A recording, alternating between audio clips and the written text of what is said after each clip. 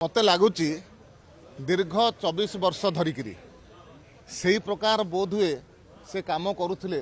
तेणु तांकर पराजय पर ए प्रकार वक्तव्य से दवा आरंभ कर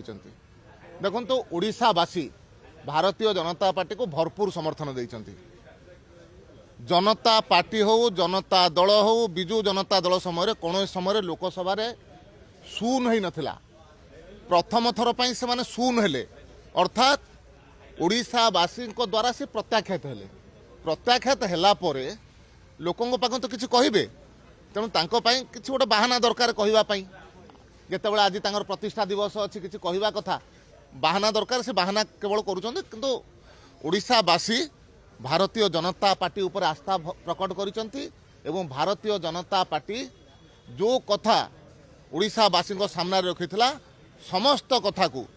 अक्षर अक्षर पालन करुच्ची एवं आगामी दिन में कर 100 वर्ष पर्यंत चलियो बोली बीजेडी कहा जाउची आज प्रतिष्ठा दिवस रे बीजेडी सुप्रीमो कहछन।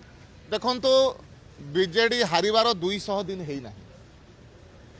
तांको दलर सांसदों ठारू आरंभ करी राज्यसभार एवं अन्यान्य ब्लॉक चेयरमैन ठू आरंभ करी जिला परिषद पर्यंत प्रतिदिन तांकर दल छाड़ुचंती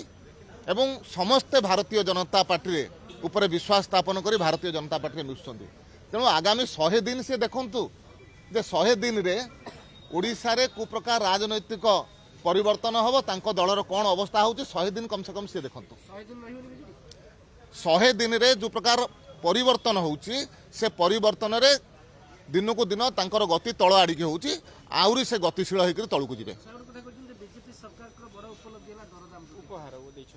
देखंतु ओडिशावासी देखि सारी जे बिजु जनता दल सरकार गला परे भारतीय जनता पार्टी सरकार आसिला परे को प्रकार चाषी आज 3100 टंका धान हो पारी सुभद्रा योजना रे प्रति महिला पाखे आज अर्थ पहुँची पारुची ए सबू कथारू से माने हतोत्साहित होती जे ओडिशावासी भारतीय जनता पार्टी प्रति पूरा आशीर्वाद देइथिले एवं भविष्य में देवे तेणु ए प्रकार बिड़ी बिड़ेबा आरंभ कर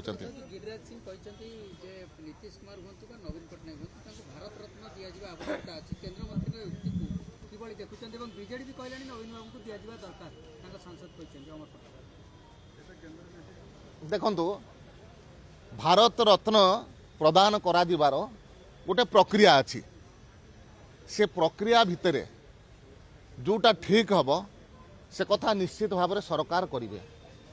आ जो कथा विजु जनता दल कथा कहले जे नवीन बाबू को दबा ठीक हम से आग निष्पत्ति नियंतु से माने बाप सांगे रहिबे ना पुओ सांगे रहिबे बापा को दबा दरकार ना पुओ को दबा दरकार विजु जनता दल आग फाइनाल करके तांकर मतामत निष्पत्ति नियंतु। देखंतु योग्य अयोग्य निष्पत्ति नवार दायित्व मोर नुह कि मो पार्टीर मध्य नुह तार गोटे प्रक्रिया अच्छी से प्रक्रिया भितर जो मैंने आसबे से निश्चित भाव में से जगह पहुँचवा आवश्यक अच्छे।